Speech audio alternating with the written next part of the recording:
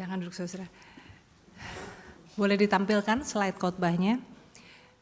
Saudara-saudara, hari ini kita merayakan Pentakosta dan kita tahu dalam Pentakosta murid-murid menerima, para rasul menerima Roh Kudus. Dan dalam keyakinan iman kita juga meyakini bahwa ketika kita percaya kepada Allah Bapa melalui Yesus Kristus maka kita pun menerima Roh Kudus. Nah pertanyaannya saudara-saudara sekarang adalah seperti apa hidup dalam pimpinan roh? Saudara-saudara sudah merasa belum kalau hidup saudara sudah dipimpin oleh roh?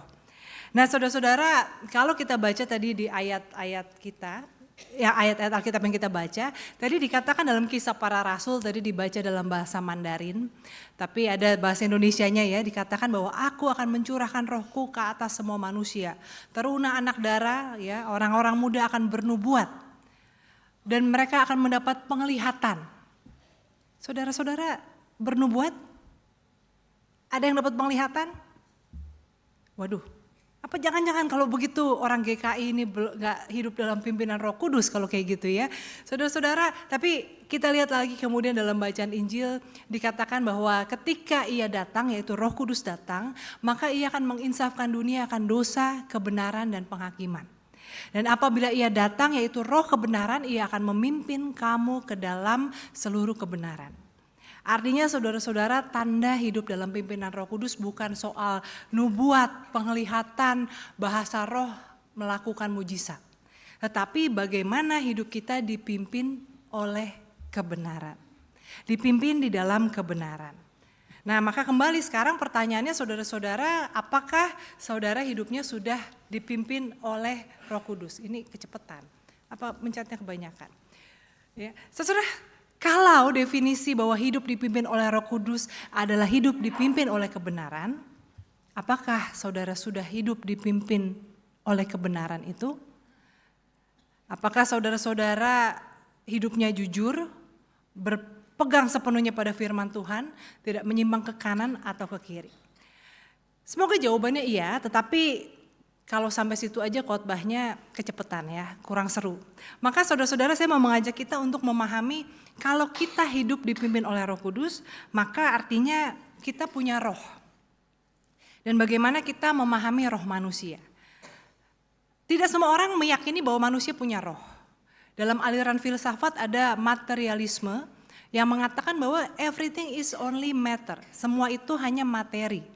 Bahkan pikiran kita itu sebetulnya adalah produk dari materi yaitu otak kita yang ada bentuk fisiknya. Maka filsafat materialisme ini juga mengatakan kalau manusia mati ya sudah selesai, dia akan membusuk menjadi tanah atau kalau misalnya dikremasi ya dia akan menjadi abu, selesai. Tidak ada roh, tidak ada jiwa. Kalau ada sudut pandang, ada pemikiran, ada perasaan, itu semua adalah dampak dari materi, yaitu keberadaan jasmani kita. Nah ini kemudian itu filsafat dari zaman Aristoteles, Plato gitu ya. Kalau sampai sekarang ini dihidupi biasanya adalah orang-orang yang menganut paham ateisme.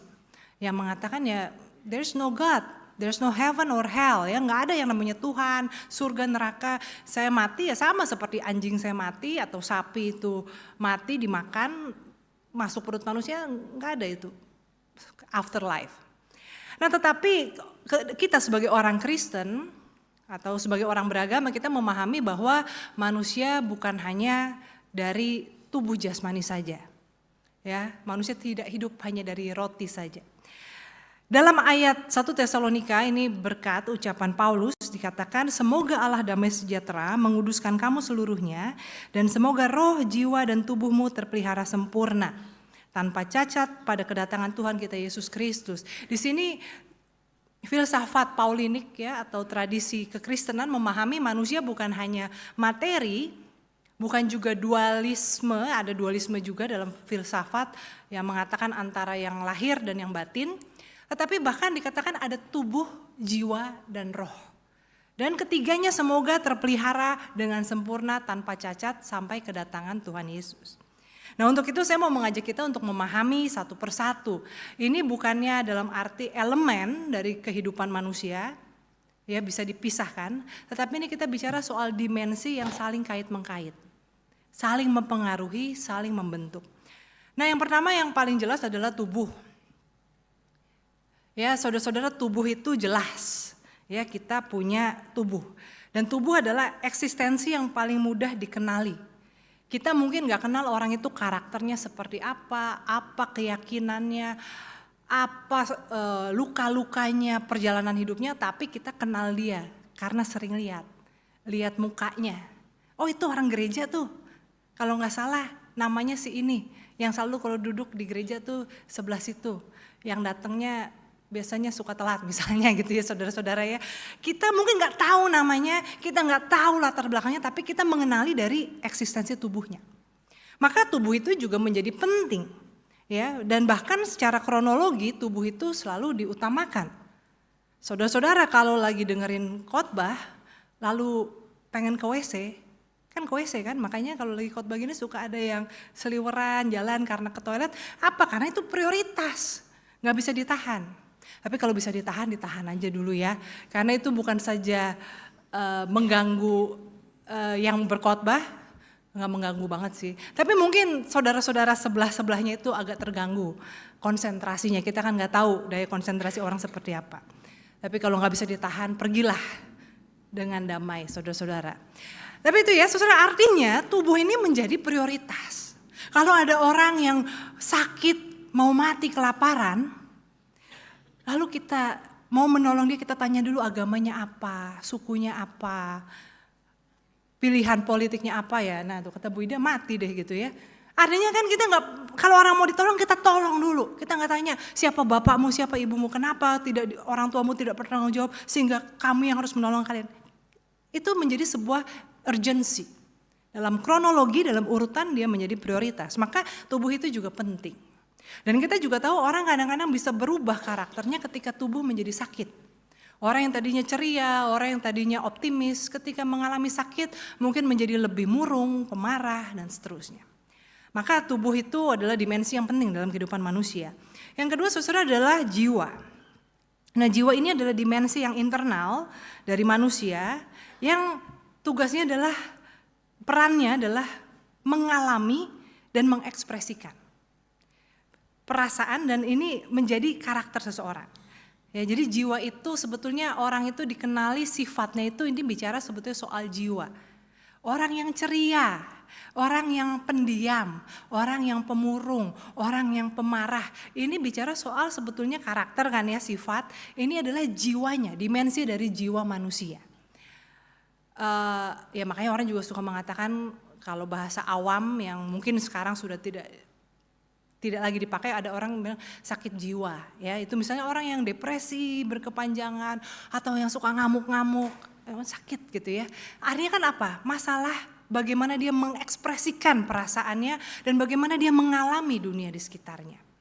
Nah, saudara-saudara, ini jiwa, maka roh itu adalah, roh manusia itu adalah bagian di mana fakultas di mana manusia itu mengolah pengetahuan, pengalaman, sehingga menjadi nilainya, perspektifnya, dan juga budi pekertinya. Imannya, world view-nya itu ada pada roh.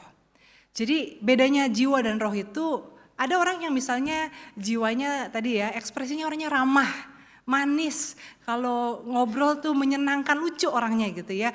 Pokoknya ramah, ini deh, fun. Tapi cara berpikirnya, nilai-nilai dia itu misalnya ketika bercanda dengan cara melecehkan orang, dengan cara body shaming misalnya. Itu kenapa bisa begitu? Karena dia punya karakter yang penggembira ya. Tetapi nilai-nilainya itu adalah ya manusia itu boleh dilecehkan, boleh direndahkan. Seperti itu ya. Jadi bedanya roh dan jiwa. Ada orang yang punya nilai-nilai yang baik, punya keyakinan yang benar, menghargai orang, tapi mungkin cara dia mengekspresikan dirinya orang anggap dia sombong karena nggak ada senyumnya atau kaku ya. Tapi dia punya nilai-nilai yang menghargai, nggak membeda-bedakan orang berdasarkan ras, etnis, kelas, golongan, menghargai semua orang, menghargai bahkan makhluk hidup, ciptaan. Itu nilai-nilainya. Tapi mungkin cara dia mengekspresikan diri itu tidak menyenangkan. Nah, inilah tubuh, jiwa, dan roh. Dan ketiganya saling terkait. Tadi saya katakan orang ketika sakit bisa jadi menjadi pemurung, pemarah, penakut ya. yang tadinya berani, melanglang buana bisa jadi menjadi sangat insecure, ya, jadi takut. Nah, sebaliknya juga saudara-saudara, ketika perasaan kita itu juga dipengaruhi oleh cara berpikir kita. Kita merasa senang ketika kita ngobrol dengan orang yang sepemikiran, nyambung, ya, kita merasa tenang. Tapi kalau misalnya walaupun orang itu mungkin ramah dan sebagainya, tapi cara dia berpikir merendahkan orang dan itu tidak cocok dengan nilai kita, maka jiwa kita akan merasa tidak nyaman. Ya, atau ketika misalnya mungkin bukan soal merendahkan orang, tapi bicara dengan orang yang materialistis, sementara mungkin nilai-nilai kita bukan materialistis. Nilai-nilai kita adalah bagaimana hidup jujur di hadapan Tuhan, menjadi berkat, dan bukannya mengejar materi. Tapi ketika ketemu dengan orang yang ngomonginnya materi terus, maka kita akan merasa jiwa kita, perasaan kita akan merasa tidak nyaman. Ya, nah di sini tubuh, jiwa, dan roh. Makanya saudara-saudara dalam surat Roma pasal 12 ayat 2 dikatakan berubahlah oleh pembaruan budimu sehingga kamu dapat membedakan mana kehendak Allah. Di sini artinya ini saya udah berapa kali bilang ya, pertobatan. Ada yang ingat bahasa Yunaninya apa? Pertobatan? Enggak ada yang ingat? Kebetulan kalau nggak ada yang ingat bisa saya ulang-ulang terus ya, khotbahnya itu aja gitu ya. Habis nggak diingat. Sarah ingat nggak Sarah? Metanoia, ya. Oh berarti udah nggak bisa diulang lagi ya. Soalnya Sarah ingat. Metanoia, perubahan pikiran. Jadi kata bertobat bahasa Yunaninya metanoia, artinya berubah, transform pikiran. Let your mind be transformed. Pembaruan budimu. Maka ketika orang bertobat itu rohnya diisi dengan perspektif yang tadinya misalnya materialistis, maka ketika dia mengalami pertobatan, materi bukan lagi sesuatu yang dikejar. Ketika sebelumnya pikirannya dipenuhi dengan dendam, dengan kesombongan, keangkuhan, dalam pertobatannya nilai-nilai itu diubahkan. Apa yang dulu penting sekarang kuanggap sampah, demikian kata Paulus. Nah saudara-saudara, maka ini kalau kita bicara hidup dipimpin oleh roh, kita pahami ya, rohnya tuh di mana gitu. Nah, kalau kita bicara soal tubuh, maka kebutuhan tubuh itu adalah keamanan, kesehatan, dan kenikmatan. Kita merasa aman, nggak terancam, ya ini nggak yakin nggak bakal bocor, nggak akan ada tsunami dan sebagainya, nggak ada teroris, makanya kita dengan tenang duduk di sini. Lalu juga kesehatan, ya itu menjadi penting, makanan dan sebagainya, dan juga kenikmatan. Lalu kemudian kebutuhan jiwa adalah perasaan sukacita. Ya, siapa yang mau hidup dijalani dengan murung, sedih, amarah? Maunya kan sukacita, damai, dimengerti, dikasihi. Makanya ada juga orang dalam rumah tangga, dalam pernikahan, ini ketika merasa tidak lagi dimengerti, tidak lagi ada damai di rumah tangga, ini kemudian merasa buat apa ya saya menikah ya? Karena kan seperti lagu kemesraan ya, kemesraan ini janganlah cepat berlalu. Hatiku damai, jiwaku tenang bersamamu gitu ya saudara-saudara ya. Itu kan jiwaku tenang bersamamu, itu yang aku cari. Nah saudara-saudara, yang menarik adalah kemudian banyak sekali upaya manusia, entah itu dalam arti usaha pribadi kita, atau bahkan yang dijual, yang dikomersialisasi adalah bicara soal kebutuhan tubuh dan jiwa. Kebutuhan tubuh untuk hidup sehat, lihatlah gym, fitness center di mana-mana, makanan sehat, catering sehat, atau makanan enak, bicara soal kenikmatan, bicara juga soal industri seksual ya, industri pornografi dan sebagainya, itu kan untuk bicara soal kenikmatan tubuh. Dan itu luar biasa. Rumah-rumah mewah, hotel-hotel bintang sekarang bukan cuma 5, bintangnya sampai 7, all you can eat dan sebagainya, ini bicara soal apa yang menjadi kebutuhan tubuh. Kebutuhan jiwa juga ini kemudian yang menjadi dicari. Tapi bagaimana dengan kebutuhan roh? Apakah ini menjadi prioritas kita? Apakah ini menjadi bagian dari sesuatu yang kita usahakan, kita prioritaskan dalam hidup kita? Apa yang menjadi kebutuhan roh? Kebenaran dan keadilan. Jadi kalau tubuh tadi butuhnya adalah aman, sehat, nikmat, ya, terpuaskan kebutuhan jasmani. Jiwa tadi damai, tenang, sukacita. Kebutuhan roh adalah kebenaran dan keadilan. Maka mestinya kalau kita hidup dipimpin oleh roh, sekalipun rumah kita mewah, duit kita banyak, makanan enak, mungkin juga orang-orang di sekitar kita semuanya baik sama kita. Tetapi kalau misalnya katakanlah semuanya itu kita dapat dari hasil menipu orang, hasil kita membodohi orang, hasil kita jualan barang yang merusak alam, ya, membuat hutan longsor dan sebagainya, mestinya kita nggak bisa tidur tenang, nggak bisa makan enak. Perasaan kita mestinya gelisah, karena ada kebutuhan untuk hidup dalam kebenaran dan keadilan. Nah, saudara-saudara, ketika kita hidup dipimpin oleh Roh, maka ini tadi ya, ketika Ia datang, Ia akan menginsafkan dunia akan dosa, kebenaran, dan penghakiman. Dia akan memimpin kita dalam seluruh kebenaran. Kembali lagi pertanyaannya, sudahkah saudara insaf akan dosa-dosa kita? Sudahkah saudara mau meninggalkan semuanya dan hidup dipimpin oleh kebenaran? Sehingga bukan hanya mengejar apa yang menjadi kebutuhan jiwa, kebutuhan tubuh, materi, atau juga hanya memikirkan apa yang nyaman buat jiwa kita, tetapi bagaimana benar-benar mengejar kebenaran. Saudara-saudara, ini juga salah satu tantangan kita di zaman sekarang adalah yang namanya kebenaran itu ada yang namanya contesting truth. Ya, kebenaran itu bersaing. Kebenaran itu bersaing, saudara-saudara. Ini di tengah kekristenan kita ada agama-agama lain yang juga oke, nggak masalah. Ya, agamaku, agamamu. Tetapi kita hidup di tengah masyarakat yang majemuk, dunia yang terkonekted, terhubung dengan internet dan sebagainya. Kita mendengar, kalau dulu pokoknya dari lahir Kristen, besar di gereja, nggak pernah dengar yang lain.